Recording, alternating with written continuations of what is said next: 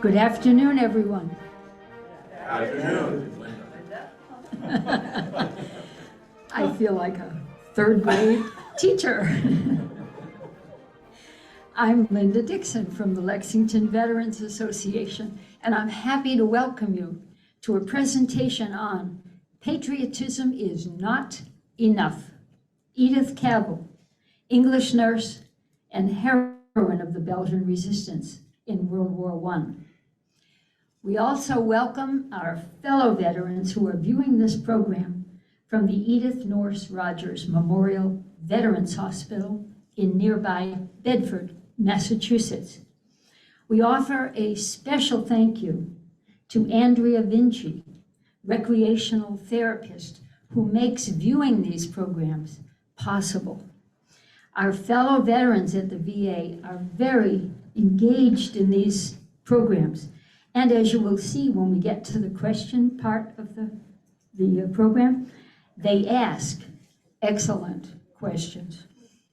It is my pleasure to introduce our speaker, Jim Ramsey. Jim Ramsey earned his bachelor's and master's degrees in civil engineering from Cornell University. He completed the ROTC program at Cornell, and he served in the U.S. Navy Civil Engineer Corps, the Seabees, for 5 years.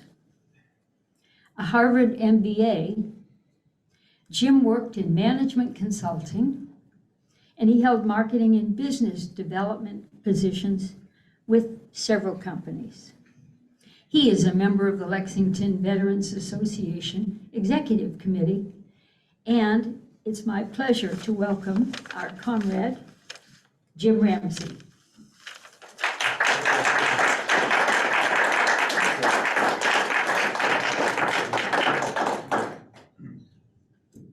And I have your own mic, right? Yeah. I'll just put this right here. Let me see here. Can you hear me? Yes. Great. Let me put this away. Well, it's a pleasure to be here.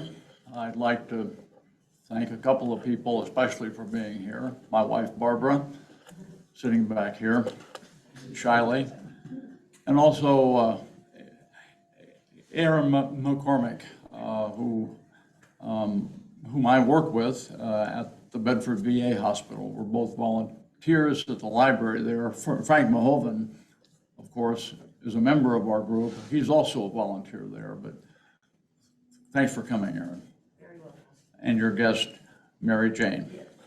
So, it's great. Okay, well, we'll get going. This is the story of Edith Cavell, British nurse and heroine of the Belgian resistance in World War I. I dedicate this presentation to the nurses and staff at the Edith Norse Rogers Veterans Memorial Hospital in Bedford. Their care for the veterans there, especially during the pandemic time of the past couple of years, has been in the finest traditions embodied by Nurse Cavell more than 100 years ago. I'd also like to say hello to my veteran friends at the hospital who are watching today.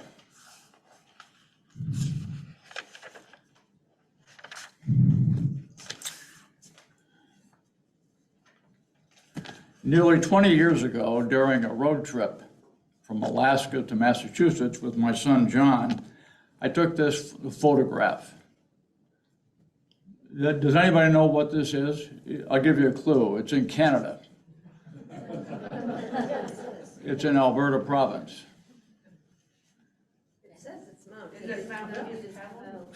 What's that? Is it Mount Edith Cavell? Absolutely. Well done, Aaron. Congratulations. It's a giveaway, Jim. Sorry about that. I should have remembered that the clue was right there in front of us. Yeah, we call that. In any event, yes, it is Mount Edith Cavell. It's in Jasper National Park, and it's the most prominent peak in Alberta province. Established in 1916, it's one of many memorials to Edith Cavell in 15 countries. So at the time, again, this was in 2003, I thought to myself, who was this person who had a majestic mountain named for her?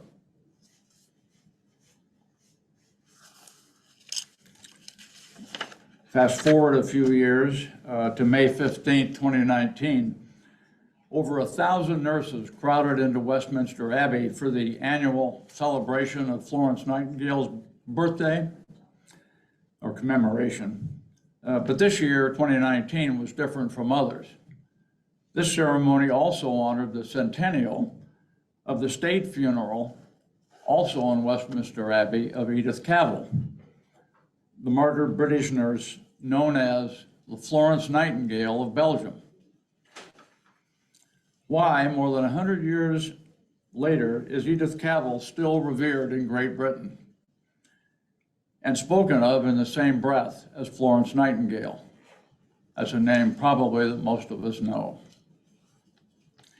Edith was only 49 years old when the Germans executed her for helping more than 200 Allied, British and other Allied troops escape Belgium in World War I. This is her story.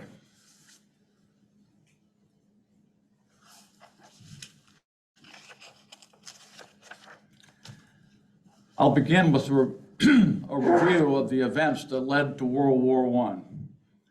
It's a little complex. I have to think about this each time I look at the map and say it, but it's worthwhile paying attention to. On June 28, 1914, Archduke Franz Ferdinand, the heir to the Austria-Hungary throne, was assassinated in Sarajevo by a Bosnian Serb. Let me, didn't mean to do that. So Sarajevo is shown here on this red dot. This brought not only Austria-Hungary and Serbia, but also their neighbors.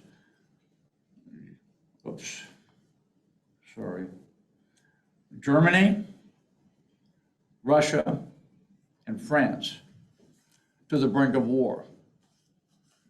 Austria-Hungary's threatened retaliation against Serbia triggered the alliances that were in place at that time. Oh, I'm sorry, I got to do a better job of slide management here. Okay, back to that one.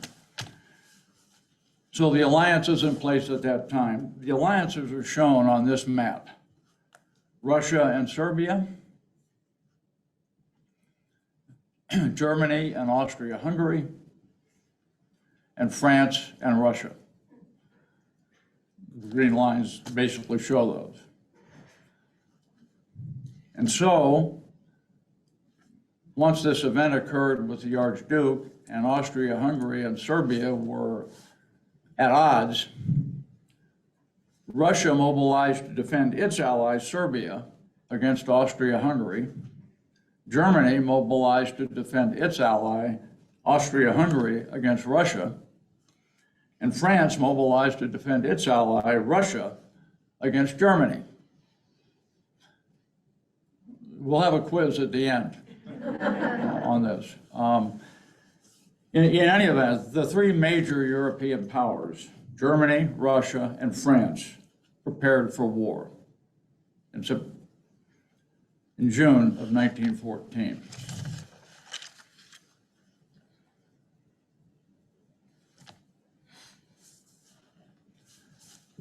And on August 3rd, 1914, a couple of months later, Germany declared war on Russia and on France, as shown with the arrows here on this map. And World War I had begun.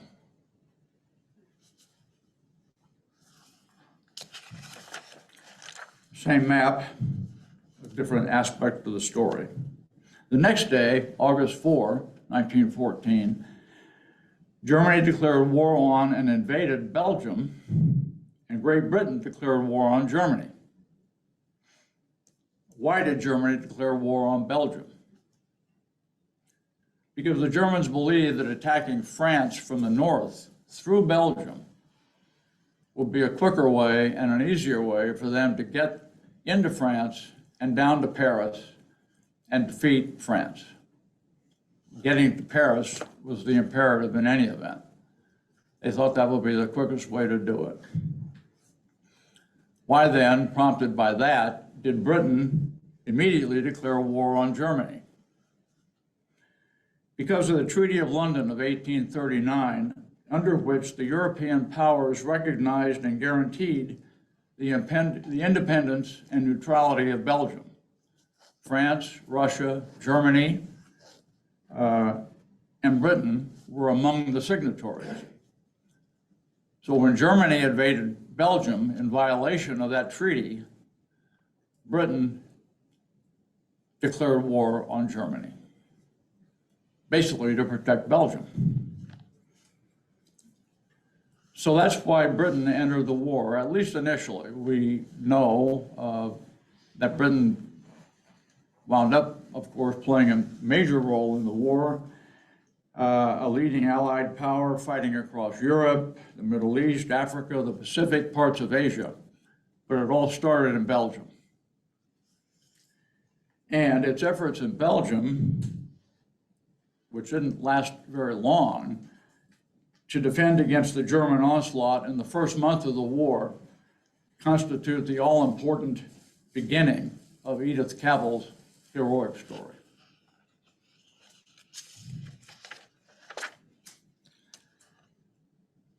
And just for reference here is a map of Belgium, the small, I didn't point it out, but in that previous map, Belgium wasn't even spelled out. It was the tan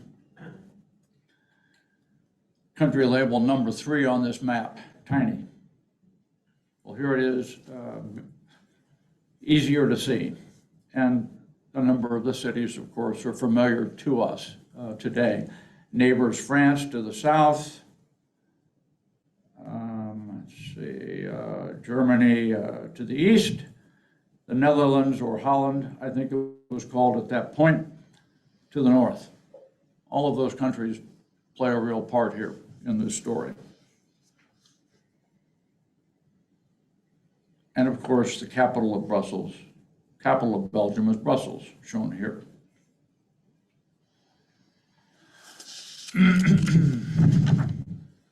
On August 4, 1914, the 1st, 2nd, and 3rd German armies, total strength 750,000 troops, attacked Belgium, from which they planned to quickly invade France and proceed directly to Paris. Belgium, with a force of only 220,000, had set defensive positions at several key points, most importantly, a series of forts along the Meuse River. I've indicated them here in green. One at Liege, another at, sorry about that, Namur, and again, just for reference, here's Brussels. Liege fell on August 7th. The German First Army, commanded by General Oberst Alexander von Kluck, entered Brussels on August 20. And Belgian forces in Namur surrendered on August 23rd. So by the end of the month, it took less than a month, of course, for Germany to really overtake Belgium. German troops reached, Mons there, and Charleroi on August 23rd, poised to invade France. So they were ready to go and keep going south, driving south.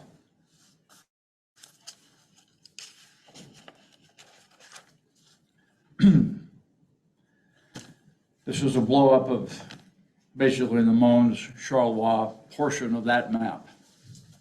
Great Britain, to refresh, Great Britain declared war on Germany on August 4 and sent the British Expeditionary Force commanded by Field Marshal John French, to engage the German troops in Belgium. We'll take a close look at the British Expeditionary Force, the lives of the British wounded from that force, and Edith Cavell would soon intersect dramatically. With 6 infantry divisions and 1 cavalry division, the 100,000-man force of 1914, British Expeditionary Force, has been described as the best British Army ever sent to war. A highly disciplined, well-trained force with a high level of morale. But again, 100,000 men versus 750,000 Germans. And of course, there were French troops here too, but we'll get into that. The British Expeditionary Force landed in France on August 16 and reached the assembly point at Maubeuge on August 20, here. So that's where they assembled. And you will, of course, recall that the Germans on August 23rd were down in Mons and Charleroi. So a confrontation was brewing. On August 23rd, the 13th and 14th Brigades of the 5th Division moved up to hold the line at the Mons Canal.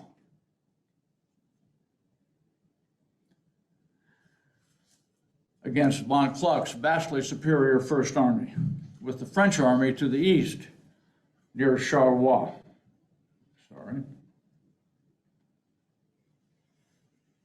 Here, the French army. The British and French forces had no hope of stopping the German force at that point, either in Belgium or in far north France. Their objective was to slow the German advance and execute an orderly retreat such that they could join forces farther south with additional French troops and hopefully stop the Germans before they got to Paris. As most of us know, they were successful in doing that, but that's another story. On August 24, the 15th Brigade of the 5th Division was ordered to the front to hold the line at Audregny. Let's see here, let me get rid of that. So here's Audregny. So basically they had already backed down from Mons, that is to say the British. The 15th Brigade was called up to try to hold the line, to hold it as long as they could, before they too had to move south. And all the rest of the brigades withdrew. They were there trying to hold the line, and they really got creamed. But they did delay the German troops, as they were intended to do. The 5th Division, and particularly the 15th Brigade, took heavy losses in these engagements. And you'll find out soon why I'm focusing on these units. Lieutenant Colonel Dudley Boger of the British Expeditionary Force, he commanded the 1st Battalion, Cheshire Regiment of the battered 15th Brigade. Shot in the foot and badly wounded, Colonel Boger, along with Bravo Company Sergeant Major Fred Meechan, and 40 others wounded at Audregny, were captured by the Germans and taken to a temporary hospital in a nearby convent. This was down in the south of Belgium, close to Mons. Boger and Meechan feature prominently in the story of Edith Cavell. They will soon become the first of more than 200 Allied soldiers whom Edith helped escape German-occupied Belgium. So you'll hear more of them throughout.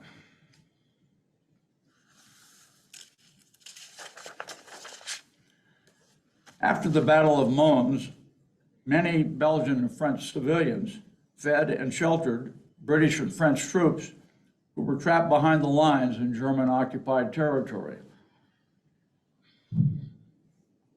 Excuse me. All of this area now was occupied by Germany, by the Germans. And so the troops, the Allied troops that were left behind were behind the lines, and they were at risk. Later, the citizens organized into an underground network to help troops escape through Belgium to Holland, where they would then be able to get back to their units or to their home countries. On September 20, and Brussels, geographically and naturally, was the hub of this unit network. On September 25, aided by members of the network, Colonel Boger and Sergeant Major Meechin escaped their German captors. Over the next month, they lived with a family in a village near Mons. They were dressed to look like local villagers.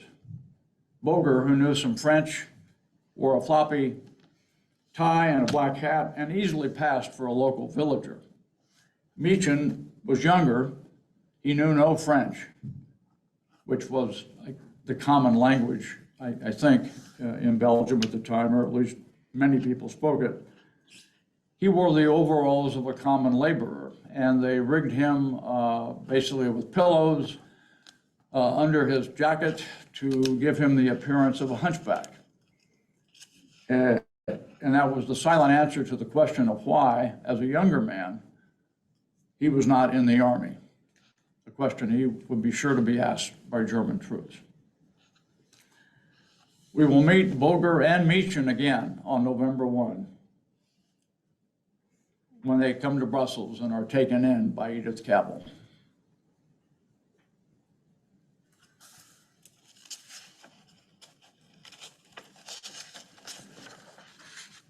So we'll leave the war for a moment. We'll come back to it soon enough. But first, let me tell you a little about Edith Cavell and how she came to be in Brussels on August 1914. Edith was born in December 1865 in the small town of Swardston, England, close to Norwich, the oldest of 4 children. She grew up listening to her father's sermons. He was a vicar in a local church. She was homeschooled until she reached the age of 16, when she was sent to Laurel Court, a boarding school that gave students rigorous moral training. She excelled in French there, and upon graduation in 1890, the school's matron found her a position as a governess with a French-speaking family named Francois in Brussels, Belgium, a position she held for 5 years. So that obviously was her introduction to Brussels and Belgium. She returned to England at her father's death in 1895. That year, at the age of 30, she knew she'd found her calling. She would become a nurse. From 1896 to 1899, she was a student at a London nursing school. And for the next 8 years, she was a nurse at several London hospitals. And she finally became a teacher at one of the London nursing schools herself. And she was gaining quite a reputation as both a nurse and a teacher of nurses. Florence Nightingale. She gained fame as a nurse caring for British soldiers during the Crimean War of 1854 to 1856. She did a great deal to advance the nursing profession in England and is revered in England. She was a major influence on Edith and other nurses at the turn of the century. In 1860, Florence established the Nightingale Training School for nurses at St. Thomas Hospital, London, which offered the world's first formal training for nurses. First. There was a direct connection between Florence Nightingale and Edith Cavell. Eva Lux, who had been mentored by Florence, was Edith's matron at the London Hospital Nursing School. So obviously, Edith was heavily influenced by Florence Nightingale.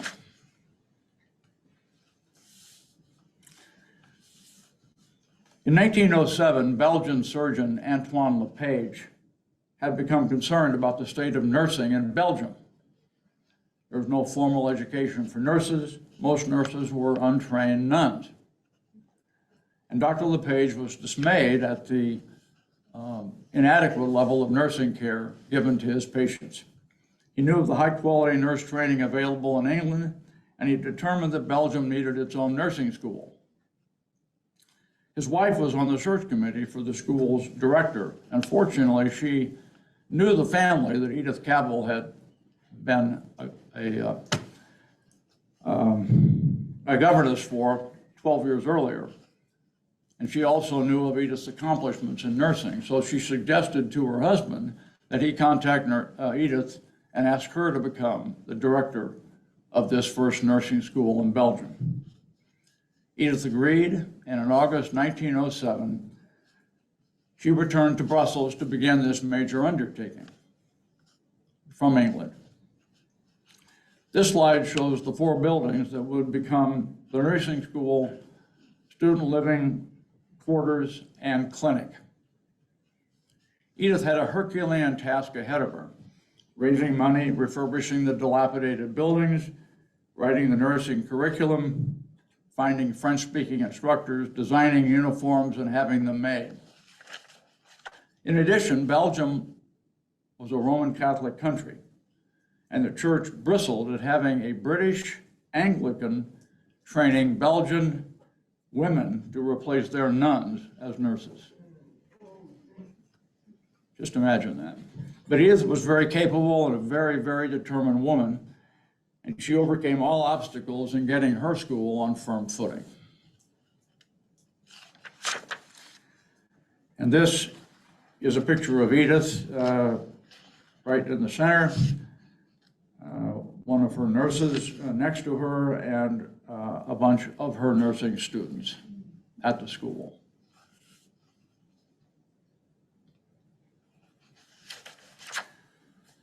Edith got a big boost in 1914 now, so we're jumping ahead 7 years.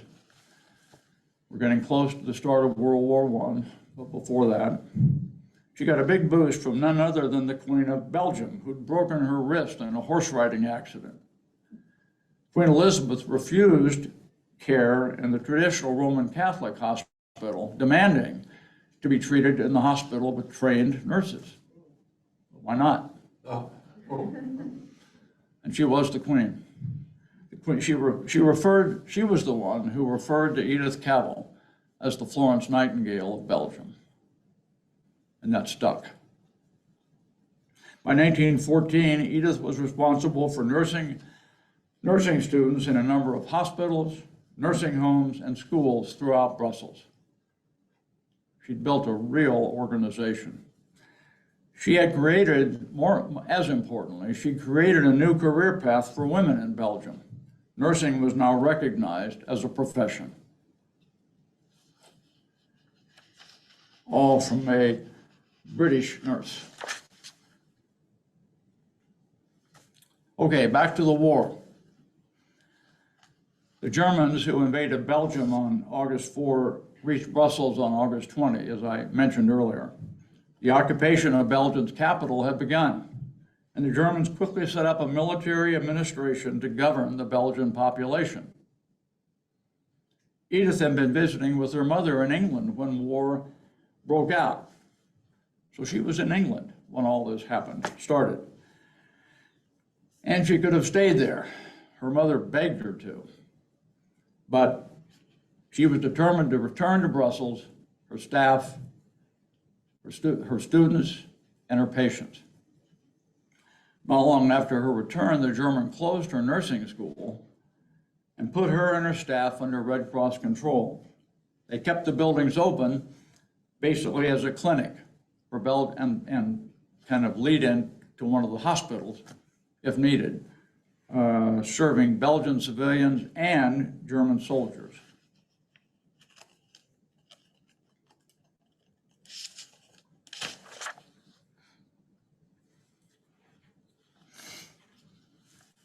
In the months following the German occupation, Edith, along with her nurses and nurse probationers from her now closed school, continued with their nursing duties.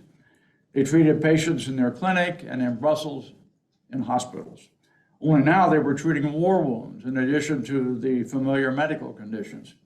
They treated Belgian civilians, German soldiers, and Allied prisoners whom the German soldiers brought in under guard.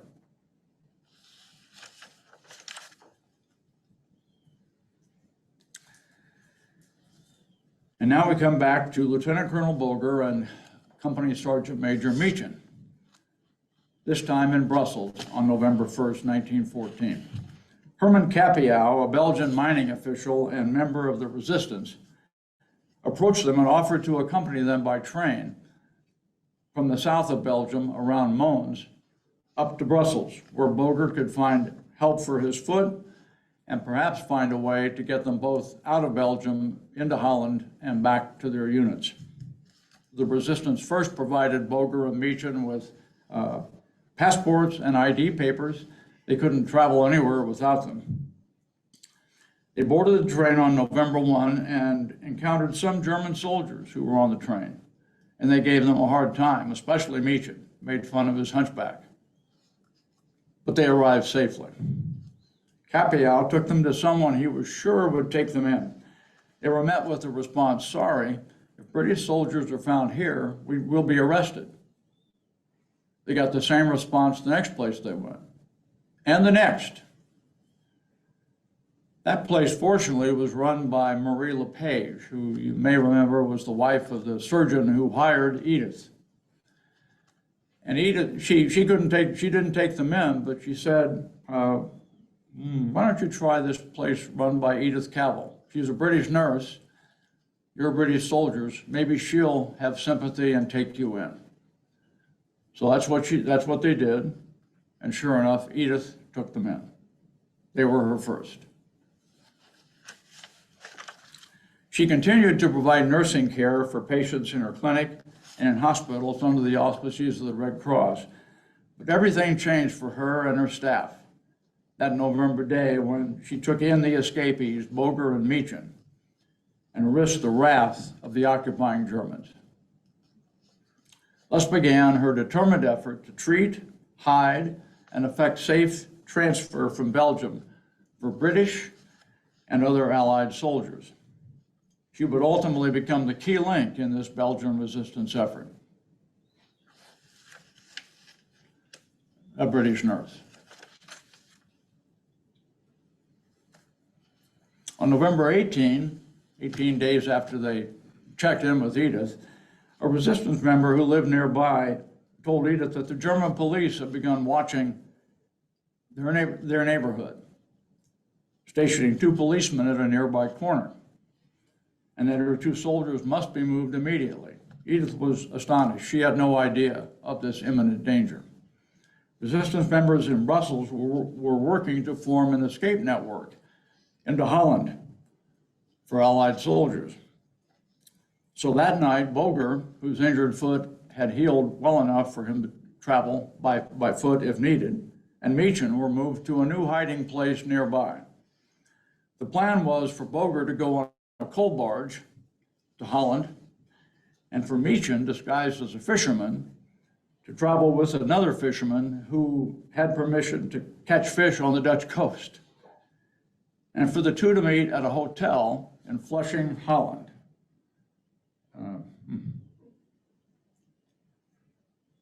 Shown right there, Flushing.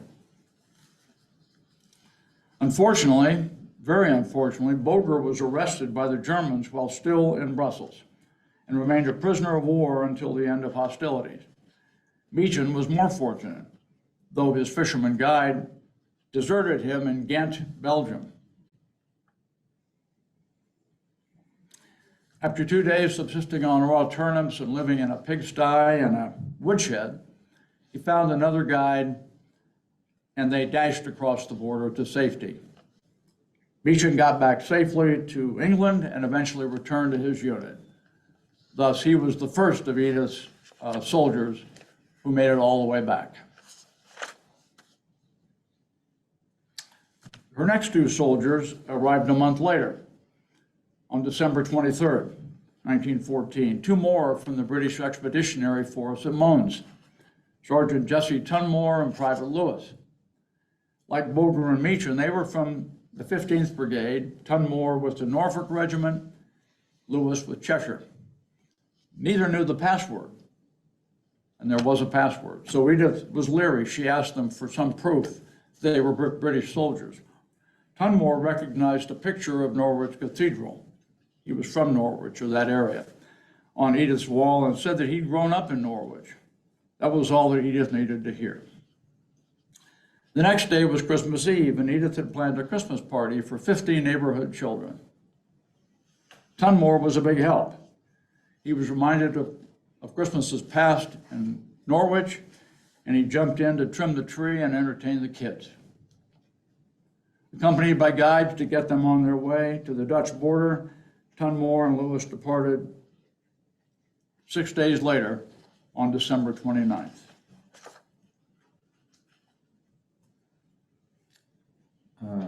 Sorry. Okay, well, as all this was going on, you might expect the Germans, of course, were aware of resistance, aware of Allied soldiers behind the lines. And so they were, as the resistance was ramping up, so too were the Germans ramping up their efforts to stop the resistance. Paragraph 38 of the German military code established the death penalty for anyone helping a hostile power to cause harm to German troops. This included the crime of helping enemy soldiers escape. General Moritz von Bissing, Governor General of occupied Belgium, made it a high priority to root out the Belgian resistance network. And he had a force of 6,000 German police, secret police, and soldiers at his disposal in Brussels alone to help him with this. The Germans posted signs throughout Brussels and other Belgian cities ordering Belgian citizens to turn in enemy soldiers who were found behind the lines, with the warning, the penalty for disobedience is death.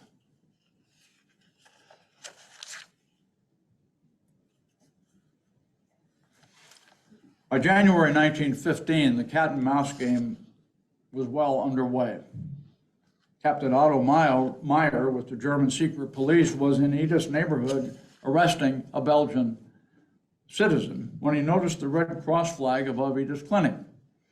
He became suspicious and ordered the German soldiers watching the area to keep a very close eye on activities there. That really started the direct surveillance of her clinic.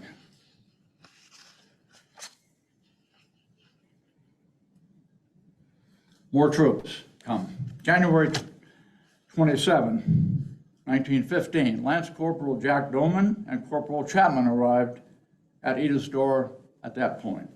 Chapman had fought with the 15th Brigade, like the others, Cheshire Regiment at Mons, Doman with the 9th Lancer Regiment of the 2nd Cavalry Brigade. Doman had a severe shrapnel wound in his back. Not long after Doman and Chapman arrived, German Army Lieutenant Bergan, who had been tasked by General von Bissing with setting up a criminal investigation office to destroy the underground, conducted a surprise inspection of the clinic, Edith Clinic. Edith barely had time to throw a cover over Doman and order him not to speak.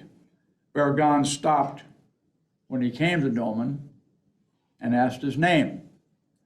Doman did not answer, and Edith explained that he was a poor Belgian who did not understand German and was suffering from a chronic rheumatic condition and was unconscious from a large dose of morphine, all of which was, of course, not true. Bergan moved on, a very close call, for one of many.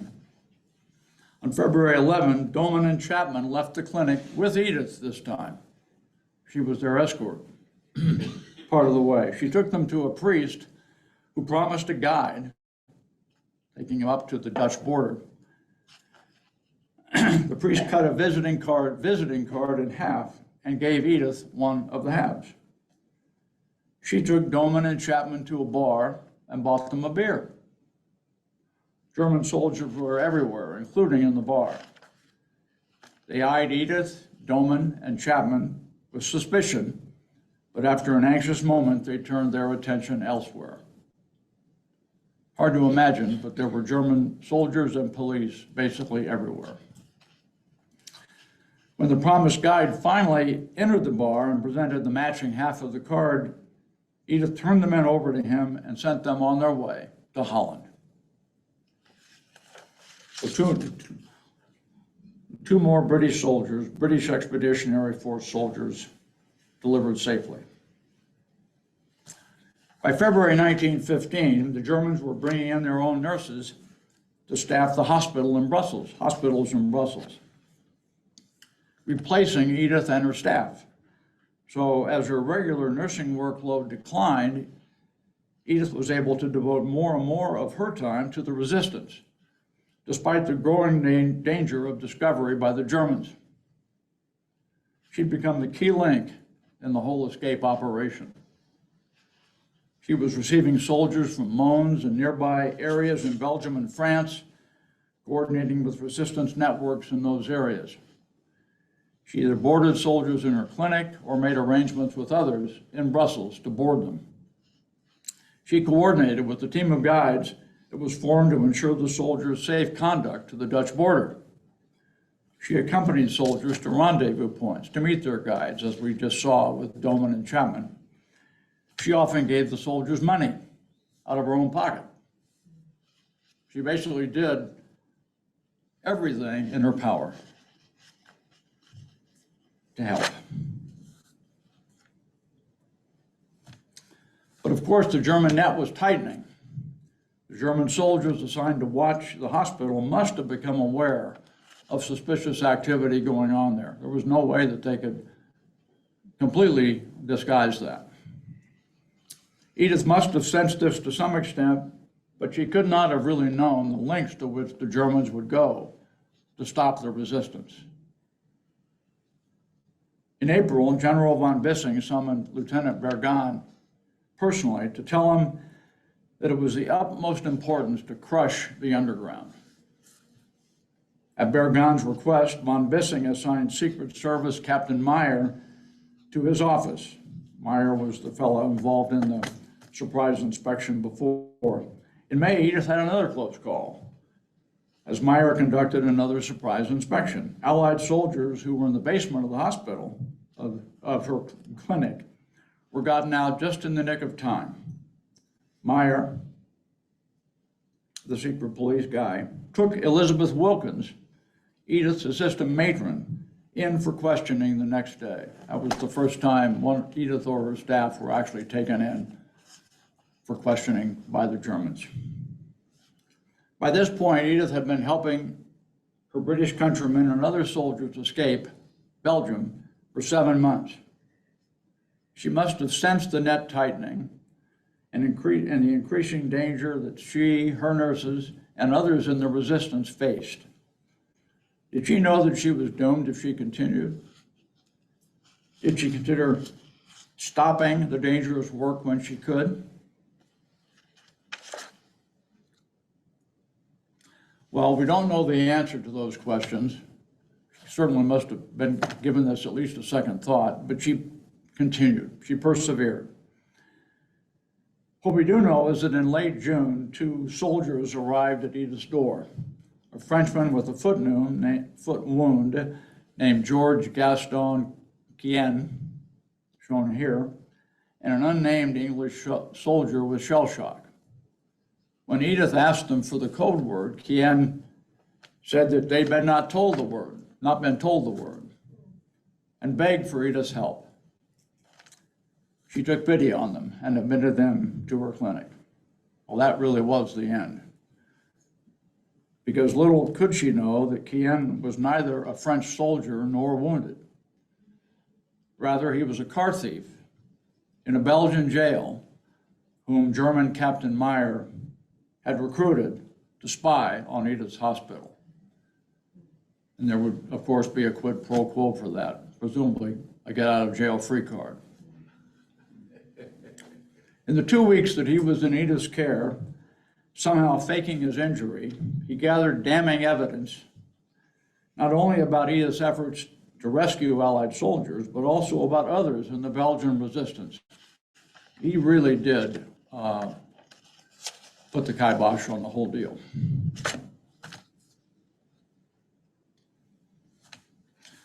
On July 31st, 2015, 6 German police in civilian clothes arrived at the home of 35-year-old Philippe Bach, leader of the Belgian resistance and publisher of the resistance newspaper. Philippe also led the production of identification papers, passports, work papers, identity papers that the troops would need to be able to travel safely through Belgium. Philippe was with his family and another member of the Belgian resistance, Louise Toulouse, 34. She was a school teacher from northern France who connected soldiers wounded in the south of Belgium at Mons, Audregny, places that we've seen, with the resistance network. This day, she was in Brussels with Philippe. The police were there to arrest Bach based on evidence provided by Gaston Quien. Earlier that day, Bach had received 4,000 copies of the resistance newspaper, which he and his daughter were preparing for distribution. The Germans, of course, seized those papers as further evidence against Bach. So Philippe Bach and Louise Toulouse were the first of Edith's network to be arrested. July 31st, 1915. On August 5th, 10 months after she took in her first soldiers, Edith was arrested and placed in solitary confinement in St. Gilles prison in Brussels, also based on, of course, evidence from Gaston Quien. 30 other members of the network were arrested around the same time. On August 12th, a week after her arrest, Edith signed a confession in which she admitted that she'd assisted, quote, about 200 soldiers. The actual number of soldiers she helped was certainly closer to 1,000 and maybe more. But she limited her admissions to what she felt the Germans had already learned from their surveillance and their other sources.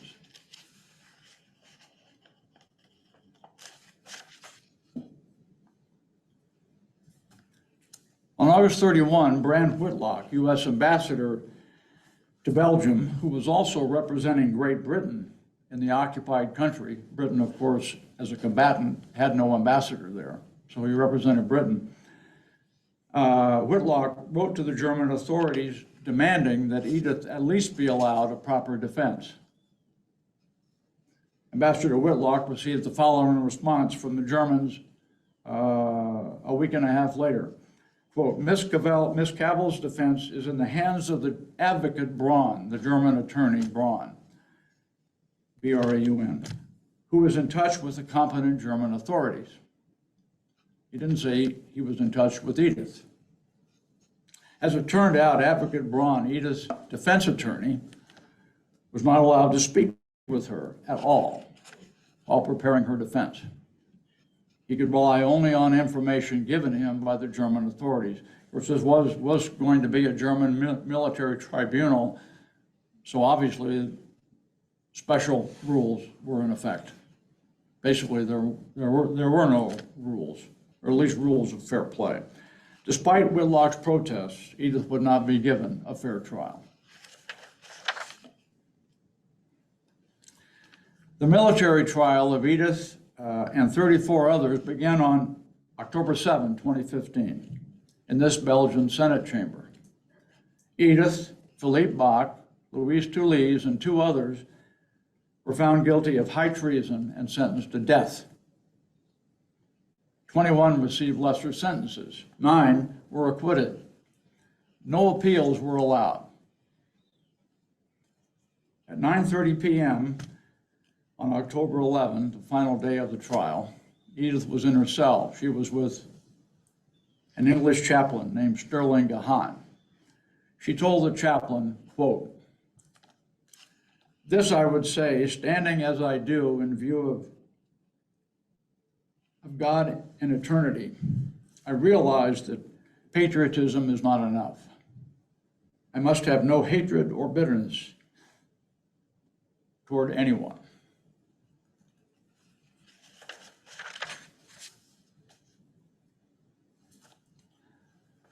At dawn the next morning, October 12, Edith Cavell and Philippe Bach were executed, brought to the Tyr National Firing Range near Brussels. At 7 a.m., around dawn, they were executed by an eight-man German firing squad. The physician who declared Edith dead found only 4 bullet holes in her body. 4 of the 8 soldiers had shot wide.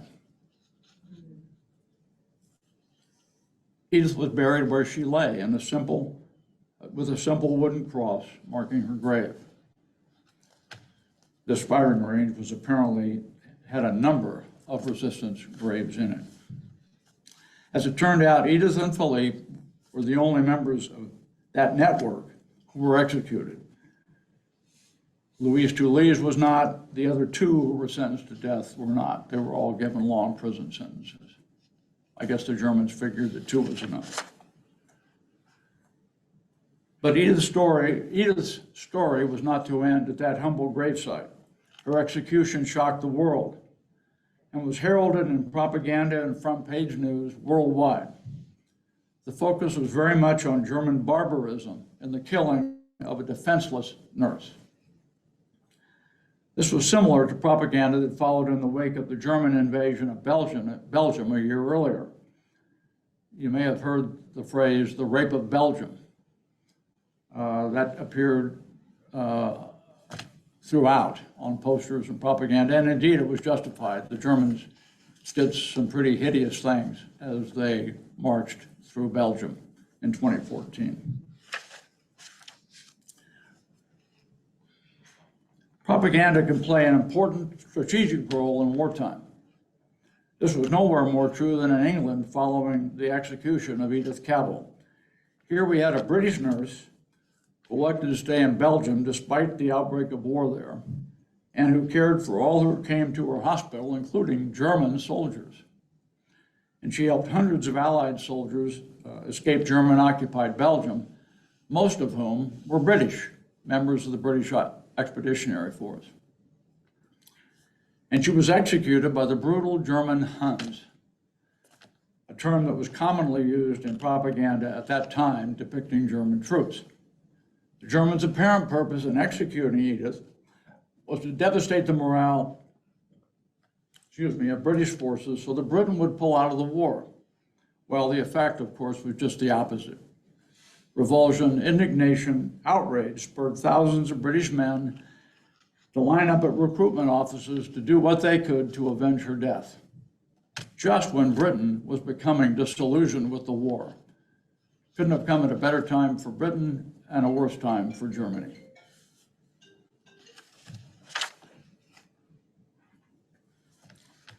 As is evident from this front page headline from the New York Times, published 4 days after Edith's death, her death was widely reported in the United States. The event was in the headlines for weeks. Ambassador Whitlock's heavy involvement on her behalf no doubt contributed significantly to this publicity. Along with the German sinking of the Lusitania on May 17, 1915, just 5 months earlier, which resulted in significant loss of American lives as well as others, the execution of Edith Cavell played an important early part in the eventual erosion of U.S. isolationism. The U.S. would enter the war 18 months later in April 1917. The war was over on November 11, 1918. In May 1919, Edith's body was brought home to England. She was given a state funeral at Westminster Abbey in London, the first female commoner to be accorded this honor. Just imagine what that must have meant to the British people that they would honor her that way. More than 250,000 people lined the streets of London to honor her. She was then brought to Norwich, near her family home in Swardston, and honored at Norwich Cathedral before she was buried in the cathedral cemetery, shown here. Some of her pallbearers were soldiers from the British Expeditionary Force whom she had helped rescue.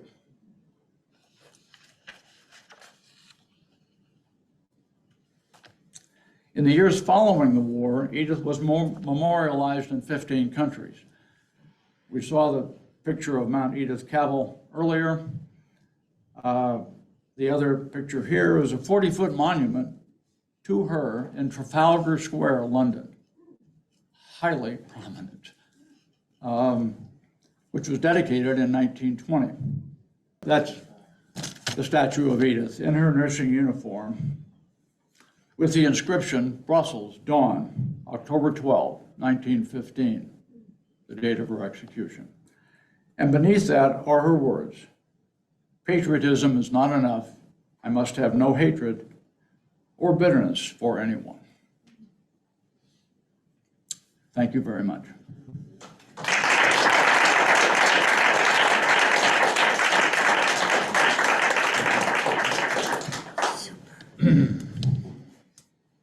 And I am sure Jim has generated some questions for our group. Bob is on that side of the audience with a microphone. I'm here, and Matt will entertain questions from the Zoom audience.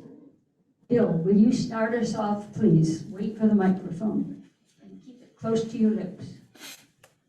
Just a comment, Jim, that as a result of Edith's passing, the newspaper publicity in Ireland resulted in roughly 200,000 volunteering for the British Army. And From Ireland. you go to Dublin today, and the list of those that died in 1916, 17, and 18 in Ireland were huge. But Edith's passing resulted in Irish enthusiasm to assist the British, despite the fact that the Irish didn't particularly like the British. That's an amazing. Publicity resulted in not only regiments, but divisions. Thank you, Jim. Thank you very much, Bill. That's a great add. Next.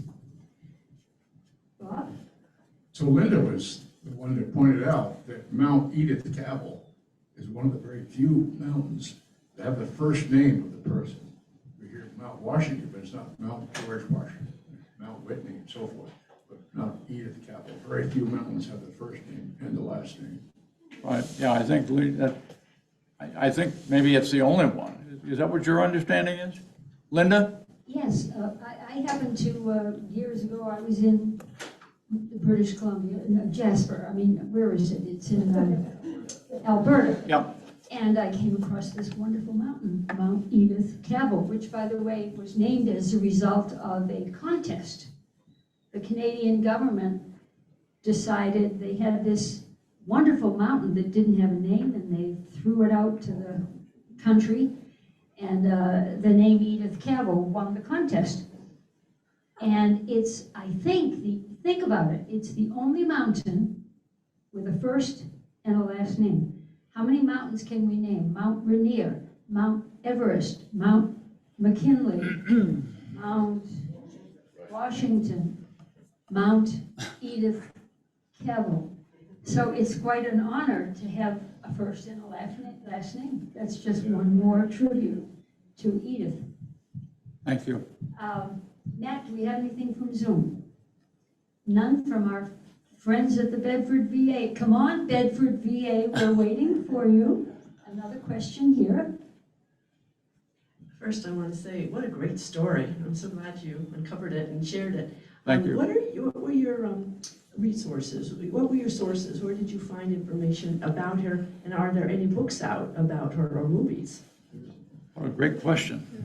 I have I have a lot of sources. And as you might expect, especially with the internet, Wikipedia, and the story, there's plenty. But the key reference that I had is this. It's a book called Fatal Decision, Edith Cavell, World War I Nurse, by a woman named Terry Arthur, Terri. She's a nurse Not surprisingly, she lives on Cape Cod, still with us. This was published, I think, in 2012. My own path through this started in 2003 when I saw the mountain with my son. Thought about it a lot. All of a sudden, this book came out. I read it, and eventually we have what we have here. But there's a lot of, there are other books and a whole lot on the internet about the battles, about Edith, the rest of it. Those were my sources. I believe we have a question from Zoom. Matt? Somebody from the Bedford Vets asks, did she ever get married and have kids? She never got married nor had kids. What she had was dogs. You may recall the opening shot showed her with two of her dogs. She loved dogs, and they were an important part of her life, certainly in Belgium. But no, she was unmarried, remained unmarried to the end. I think we have one more over here. Marion? This is not a question, it's a comment for those of us like me that may not know much, if anything, about World War I. And what I do know, I've either learned from Bill, or learned from you, or from reading Charles Todd's Ian Rutledge Mysteries. Look them up. What was the last? Charles Todd is a writing team of mother and son, but they've written books that have as the main character Inspector Ian Rutledge, who is a veteran of World War I, English. He's English.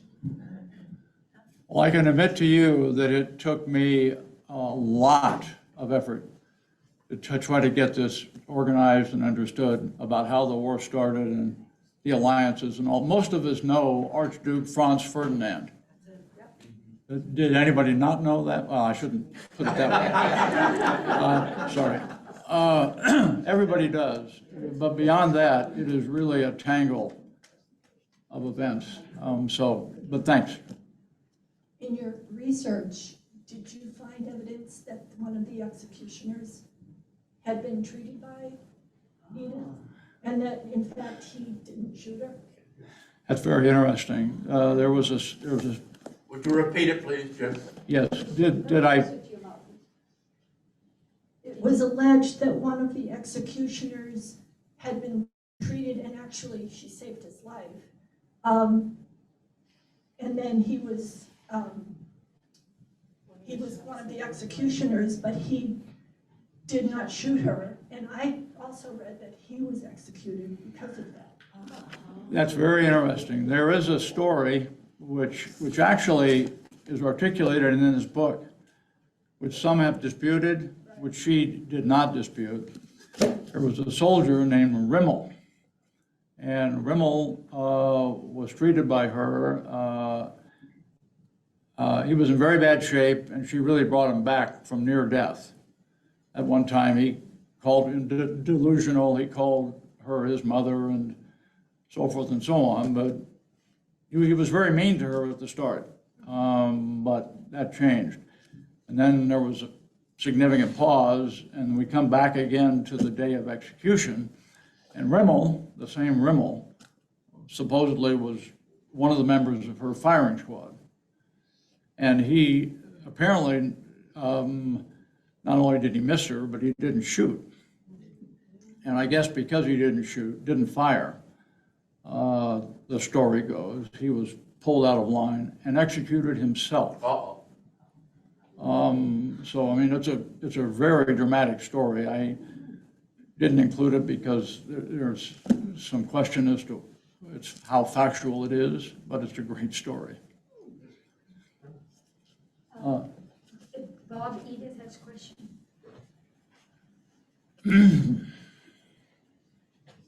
Not a question, it's a comment in reference to World War I. The assassination in Sarajevo, the way I understand it is the Austrian emperor there was a treaty between Austria and Germany. The treaty was a defense agreement, and that, at least initially, the Germans were very reluctant to be brought into the war. They didn't really want to go, but obviously there became some very happy warriors after that. But the thing is, it made me think about the obligations that nations have when they have treaties, and what that means in terms of going into the future, and I was thinking of Taiwan.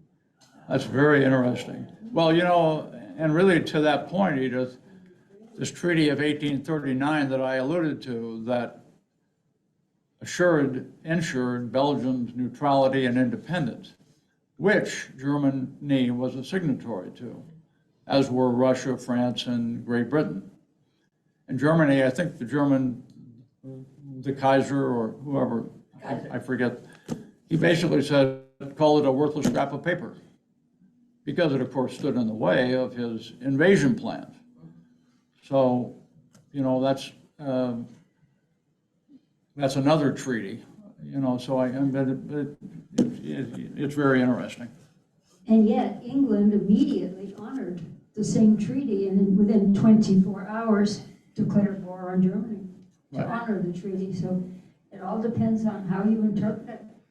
That's right, that's great. I think possibly we have another Zoom question. It might even be a comment on this very subject. Who knows? It's Go ahead, Matt. from the Bedford Vets. Someone had asked, has there ever been discussion in the church about sainthood or making her a saint? I'm sorry, I just did. Has there ever been discussion in the church about making Edith Cavell a saint? Oh, that's interesting. We don't have saints. That if she were, that's interesting, right? If it had been a different scenario, and she'd been a Belgian Roman Catholic nurse who did all, well, I don't know whether, it's hard to reimagine history, but they don't, the Anglicans don't have saints. Right. Okay, then Anglicans. that, We have saints, but we accept other people as saints. We don't make our own. right, so that's the answer. Otherwise, you know, that's very interesting, because from the overwhelming reaction of the British public in Britain at all of this, one would think that if it were possible for Britons to name a saint, that she would be one. So that's, good question. Great question. So I would like to ask a question of somebody who asked a question, and that's Paula, who originally brought up the question of the possible Mr. Rimmel. You seem to know a lot about Edith Cavell.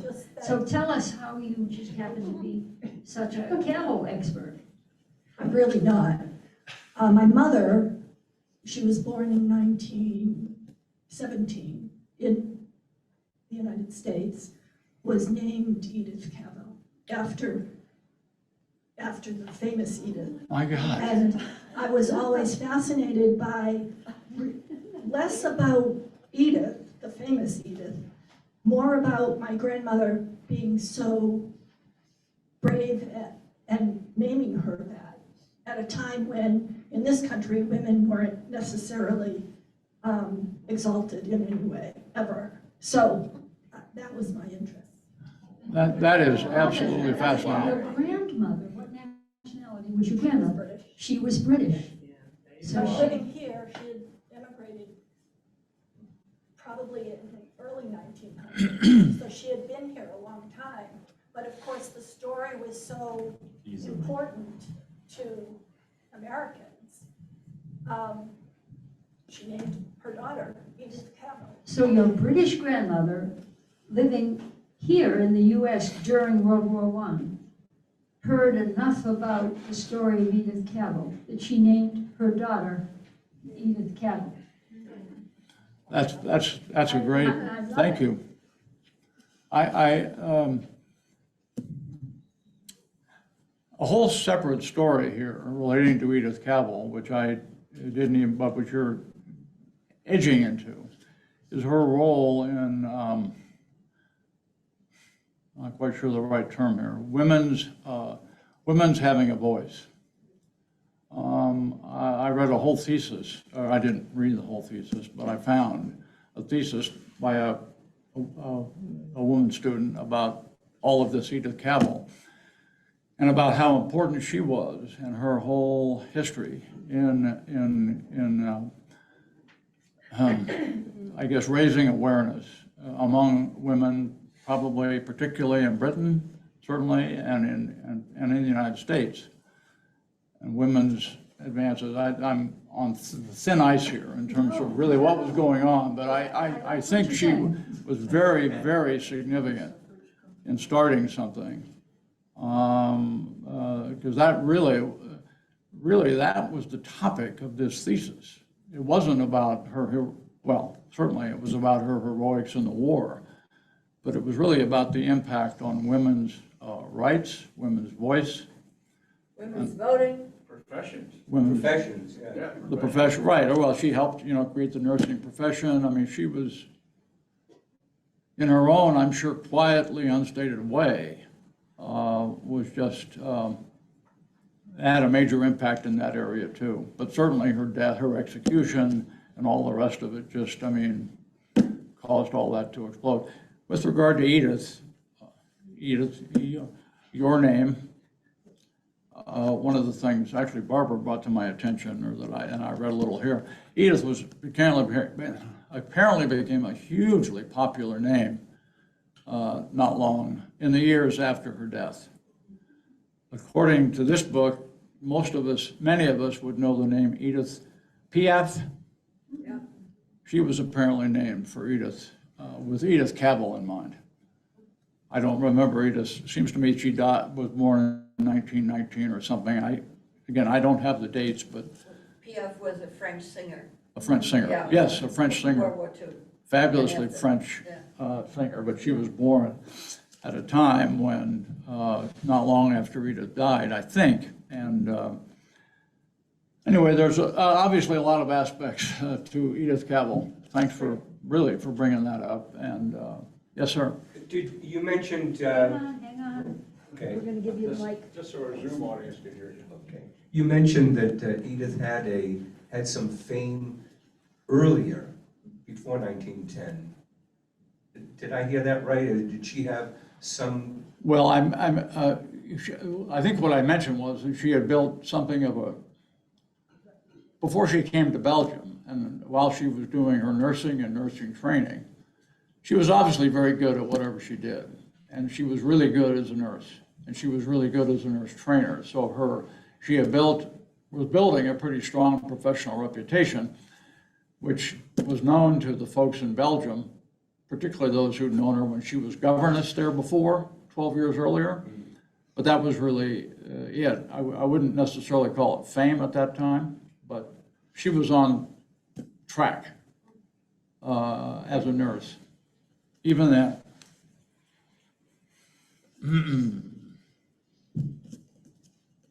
This has turned out to be a wonderful conversation. That's great. I don't think there's anything more from our Zoom audience. So are there any final comments or questions? We very much invite comments. You don't have to ask a question. If you have something to contribute to the conversation, please do, because we're having a wonderful. Frank, are you just teasing Barbara, or does she? She wants to know if he'll marry her. Well, she wants to correct what I did? Yes, okay. Well, then, I think I'd just like to say one thing. There's a final comment. I think we've had lots of good questions here, and I really do, I think we all do, appreciate very much the questions from the veterans in Bedford. They're always good contributors to our programs, and we're grateful. Thank you. We have one final question. I was intrigued with the comment about patriotism is not enough, because I thought it was going to go on to say that action has to follow patriotism. You can't just salute the flag and do nothing. I think there was a lot of that to it. The sentence that she had after that, of course, was, I must have no hatred or bitterness toward anyone. But I still interpret the patriotism is not enough the way you do, which is basically why she took action. Big time, the biggest time. So, thank you. I guess we have another question. Rich, you're it. You're the last question. I was wondering what the administrative structure of the hospital in which you worked in Belgium. Was it a Belgian hospital in occupied territory, or who had administrative authority for the hospital? Well, let's see, while it was, not long after the Germans occupied it, they had authority. And so, well, no, the Red Cross, sorry, she and her nurses and her probationers, the students, were all under the auspices of the International Red Cross. And so that was a fine line, you know, I read some things, a fine line she was walking, because at the same time she was doing this wonderful work for the Red Cross, treating all manner of people, she was also doing this illegal activity. And was that illegal activity under the, you know, what role did the Red Cross play in that? Or what implications were there for the Red Cross? And there were some, you know, I'm not really sure how all that worked out, but in any event, the Red Cross was leading that effort. Well, I think we've had a marvelous program today. Let's all give Jim a big hand. Thank you.